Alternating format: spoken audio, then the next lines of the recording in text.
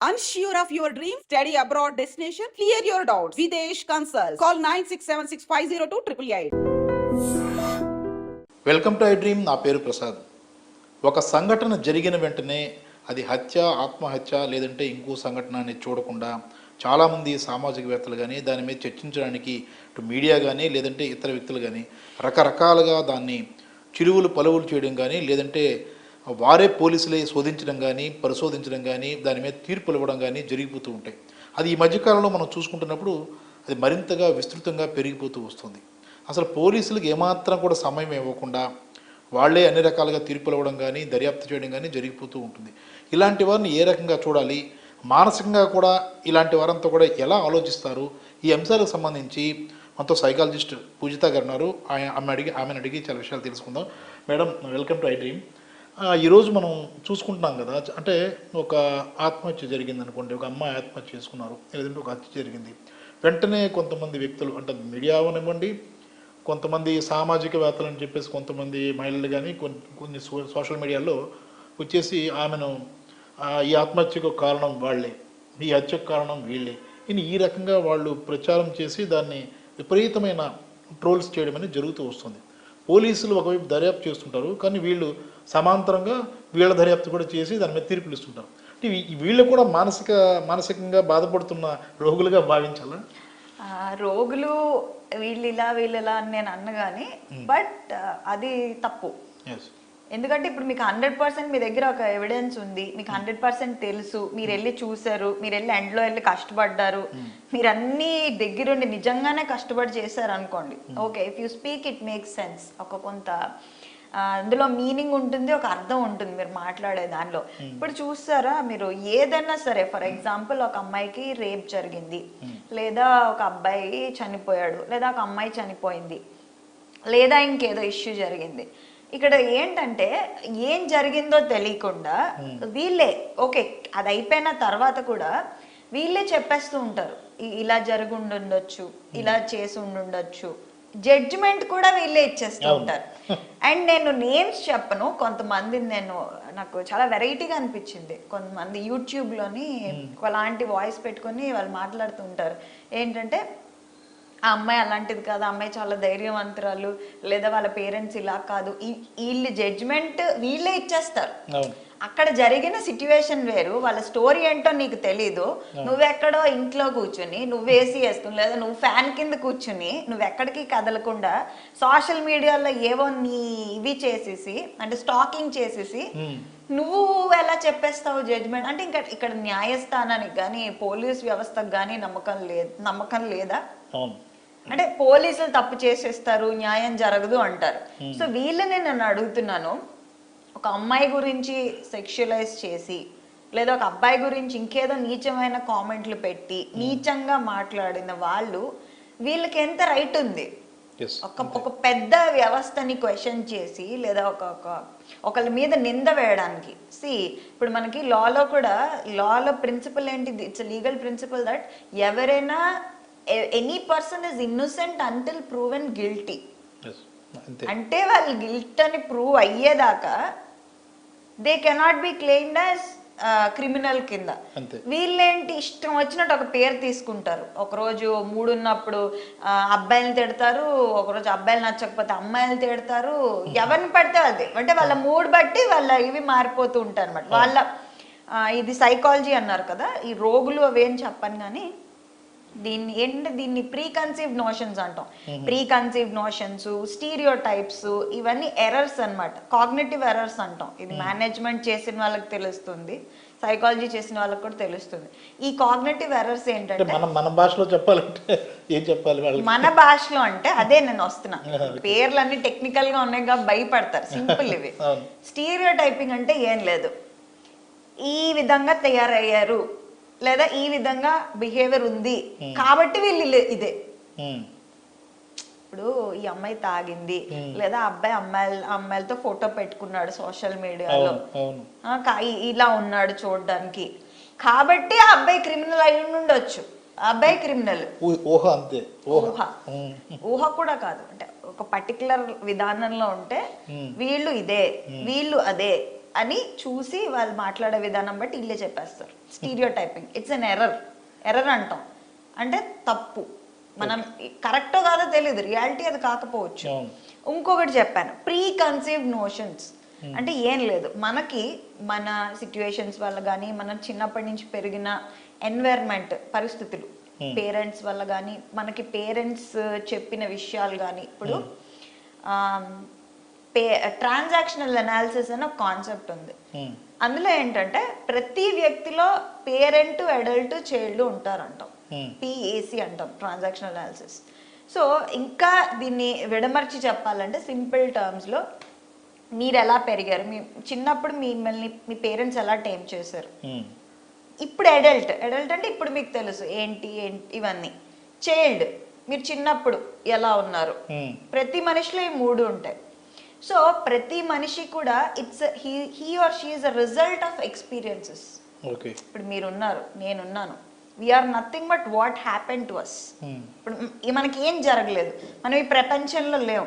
So అప్పుడు ఏంటి, we are nothing, మనకేమీ జరగలేదు, ఎక్స్పీరియన్సెస్ లేవు.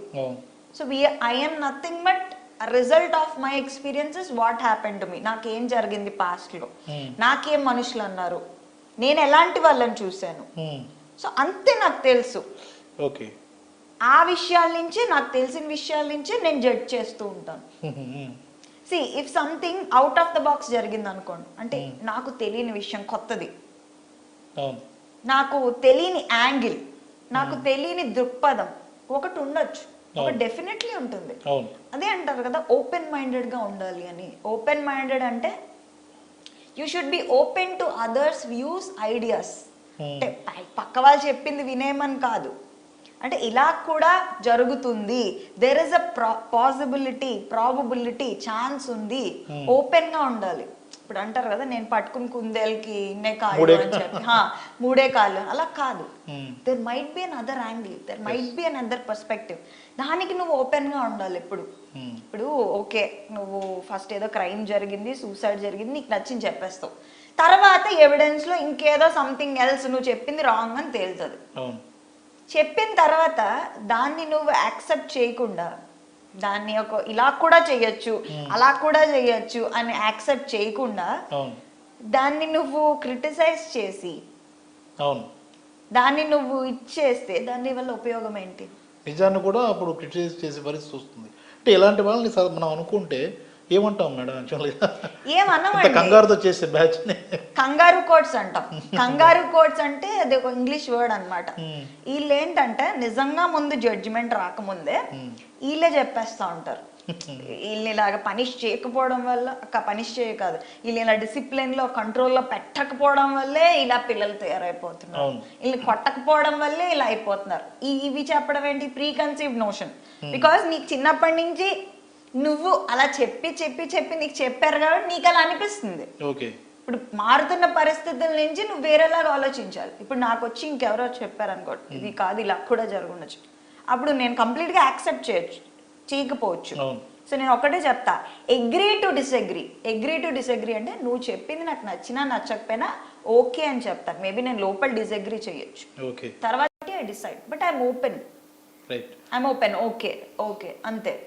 అంటే ఇలాంటి, అంటే ఇప్పుడు మనం అంటే సమాజంలో ఇలాంటి వ్యక్తులు అంటే వాళ్ళని తప్పుపడడం లేదు, కానీ వాళ్ళ తొందరపాటు చర్య కానీ, మనం ఏదో హైలైట్ అవ్వాలి, మీడియాలో హైలైట్ కావాలి, సోషల్ మీడియాలో హైలైట్ కావాలి, యూట్యూబ్ ఛానల్లో హైలైట్ కావాలని చెప్పి మనం ఏసీలో కూర్చొని మీరు అన్నట్లు వాళ్ళకి తోచింది వాళ్ళు మొత్తం వాళ్ళే ఒక జడ్జిగా రూపాంతరం చెందుతారు, ఒకసారి పోలీస్ అవుతారు, ఒకసారి మీడియా అవుతారు, అందరు కూడా వాళ్ళే అవుతారు. అంటే అలాంటి వారి విషయంలో ఎంత జాగ్రత్తగా ఉండాలి అని మీరు చెప్తారు సమాజానికి? అంటే మీరు చూసిన ప్రతిదీ నమ్మేయకండి. ఇప్పుడు సోషల్ మీడియా ఎలా అయిపోయిందంటే ఎవరు పడితే వాళ్ళు వచ్చి చెప్పేస్తున్నారు. ఇప్పుడు వీళ్ళు పొట్ట కొట్టేయడానికో ఏదో చేసేయడానికో మనం మాట్లాడలేదు. ఇప్పుడు వంటలు నేర్పించే వాళ్ళు లేదా ఇంకేదో సింపుల్ కాన్సెప్ట్స్ సరదావన్నీ ఓకే, నేను కూడా రీల్స్ చూస్తాను, నేను కూడా లైక్లు కొడతాను, నేను కూడా చాలా మందిని ఫాలో అవుతాను, నాకు చాలా మంది ఇన్ఫ్లుయెన్సర్స్ అంటే చాలా ఇష్టం. ఇదంతా పక్కన పెట్టేస్తే serious topics, life and death topics, ఒక మనిషి మీద మచ్చబడే టాపిక్స్, ఇలాంటివి పోలీసు లా ఇన్వాల్వ్ అయిన టాపిక్స్, హెల్త్కి సంబంధించి సీరియస్ ఒపీనియన్స్ ఇస్తూ ఉంటారు కొంతమంది. ఇలాంటివి తప్పు. ఒక మనిషి పర్సనాలిటీ గురించి, ఒక క్యారెక్టర్ గురించి నువ్వెలా అనలైజ్ చేస్తావు? యాక్చువల్లీ చెప్పాలంటే సైకాలజిస్టులకు కానీ, సైకియాట్రిస్టులకు కానీ, ఈ మెడికల్ కౌన్సిల్లో బోర్డు మెంబర్స్ ఉంటారా, వాళ్ళు ఒక టీం కింద కూర్చొని పెద్ద లీగల్ ఇంటర్వెన్షన్ చేసి పోలీసులు లా హెల్ప్ తీసుకుని అందరూ కూర్చుని ఒక పెద్ద స్పెషల్ ప్యానెల్ పెడితే అప్పుడు ఒక మనిషి ఇలాని పర్సనాలిటీ ఇచ్చేయాలి, అది కూడా స్పెషల్ సర్కమ్స్టాన్సెస్లో. అలాంటి కేసుల్లో తప్ప ఎవరికి అర్హత లేదు. అలాంటిది నువ్వు ఒక మనిషి క్యారెక్టర్ గురించి ఎలాగా ఇచ్చేస్తావు? ఇప్పుడు నేను కూడా మాట్లాడతాను, ఏంటి ఇలా జరుగుండొచ్చు, అలా జరుగుండొచ్చు, బట్ నేను ఇదే జరుగుండొచ్చు అని ఎక్కడా చెప్పను. ఎవ్రీ కేస్, ప్రతి కేసులోని కూడా సినారియోస్ చెప్తాను నేను ఎక్కువ. మీరు చూసినట్లేదు అంటే పాసిబిలిటీ, ఇలా జరుగుండొచ్చు, అలా జరుగుండొచ్చు, అంతేగాని ఇదే అనే రీజన్ ఎక్కడా ఉండదు. ఇప్పుడు నేను ఒక 10 చెప్తానండి, నేను ఇందులో 10 చెప్పాను, ఒక 3 చెప్పాను.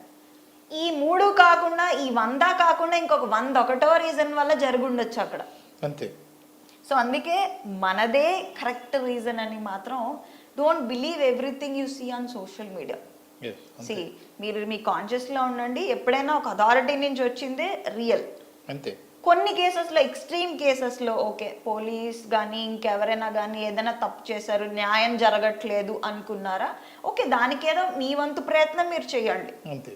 మీ వంతు మన వంతు ప్రయత్నం చేస్తాం, అంతేగాని తెలియకుండా ఒకరి మీద ఇది వేసేస్తే దానికి యూజ్ ఉండదు. అండ్ ఇది చూసి, ఆ వీడియోలు, పర్టికులర్ వీడియోలు చూసి మీరు ఇన్ఫ్లుయెన్స్ అయ్యి మీరు తప్పుగా ఇంకొక 10 మందిని ఇన్ఫ్లుయెన్స్ చేస్తారు. అదేదో సినిమాలో అంటాడు కదా, 3 వెళ్ళి 3కి 3 వెళ్ళి 3కి. అదే విధంలో ఒక నెగిటివ్ న్యూస్, ఒక చెడు విషయాన్ని అదే అంతే ఫాస్ట్గా చేస్తే తప్పు. సో అందుకే మనం ఏది డిస్కస్ చేసుకున్నా, సో ఈ కంగారు కోర్ట్స్ అన్నిటికీ నేను చెప్పాలనుకున్న విషయం ఏంటంటే, ఏది డిస్కస్ చేసుకున్నా పర్స్పెక్టివ్ మాట్లాడండి. పర్స్పెక్టివ్ అంటే దృక్పథం.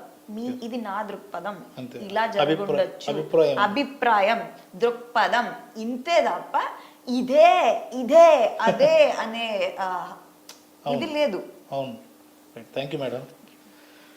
ఇది విన్నాం కదా, సున్నితమైన అంశాల్లో చాలామంది వ్యవహరిస్తున్న తీరు ఇప్పుడు చాలా అభ్యంతరకరంగా మారుతుంది. ఎందుకంటే చాలా సమాజంలో చాలా సంఘటనలు జరుగుతుంటాయి, మన తెలుగు రాష్ట్రాల్లో అవ్వచ్చు, ఎక్కడైనా అవ్వచ్చు.